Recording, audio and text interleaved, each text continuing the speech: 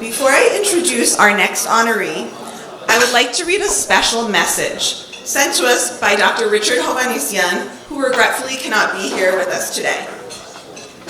Dear ANCA Western Region Education Committee and friends, I am very pleased that the in-person Genocide Education Program and awards are being resumed today.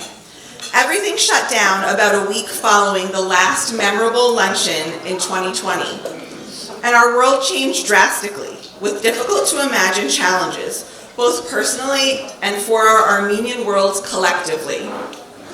I'm gratified that there are those who refuse to lose their purposeful spirit and commitment and have had the willpower to reorganize and go forward. The recognition of educators who have continued to enlighten and advocated during these trying times is most commendable. Congratulations to all of the recipients. With all good wishes, Richard Hovannisian.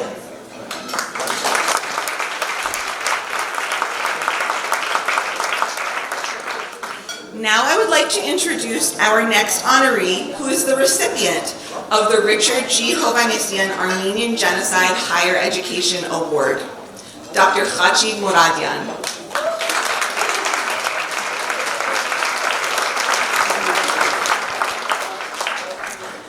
Dr. Mouradian is a longtime advocate of the Armenian cause and human rights issues around the world. He currently serves as the Armenian and Georgian Area Specialist in the African and Middle Eastern Division at the Library of Congress and is a lecturer in Middle Eastern, South Asian, and African Studies at Columbia University. He also serves as co-principal investigator with Professor Paul Bogosian of the Project on Armenian Genocide Denial at the Global Institute for Advanced Study at New York University.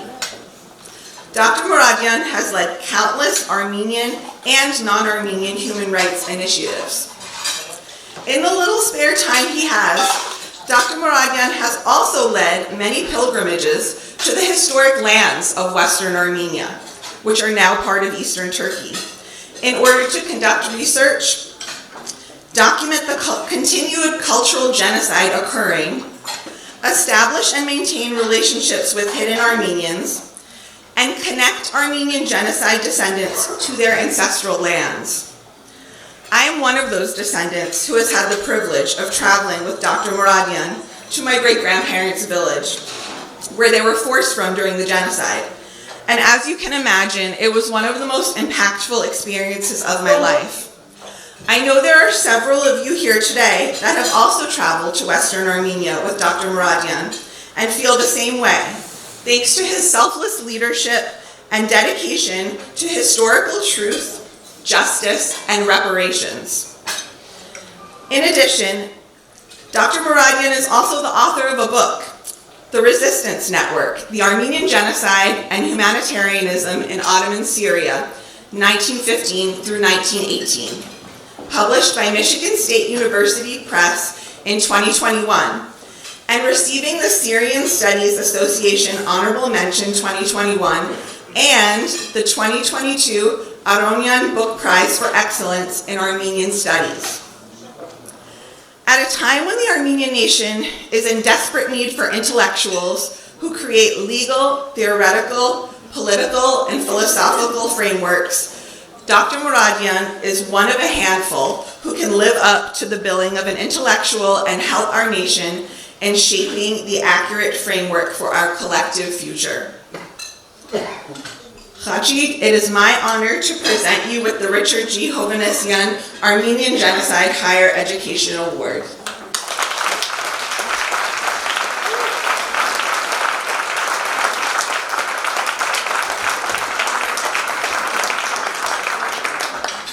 Thank you, everyone. I'd like to thank the ANCA Western Region Education Committee for this award, and it's all the more meaningful that Laura introduced me here this afternoon. Where should I start? I should start with educators as well. I can trace my life from my childhood all the way to today through the experiences, the lessons, and the inspiration that I have received from my teachers, starting from Lebanon during the Civil War, where I spent my entire childhood, all the way into my studies with my PhD and later.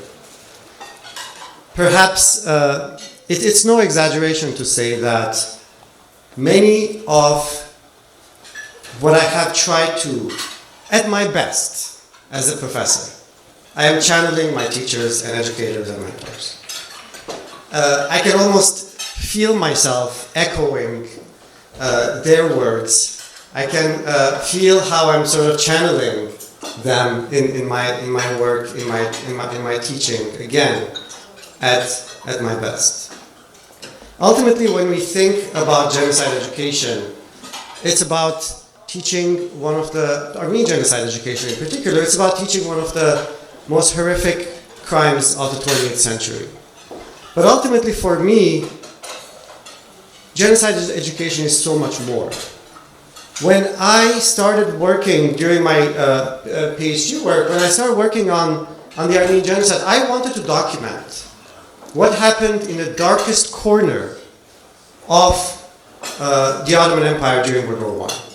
What many of us Armenians here know as Der Zor, what in scholarship and in journalism is known as, the darkest corner of the Armenian genocide, the grave site of most of the Armenians who perished, and in that sense, such a central place. So my initial journey was one of trying to document the darkest corner, and therefore my expectation was that this was going to be a painful journey. This was going to be about writing about death, destruction, massacre in that corner of the world, which is today in modern-day Syria.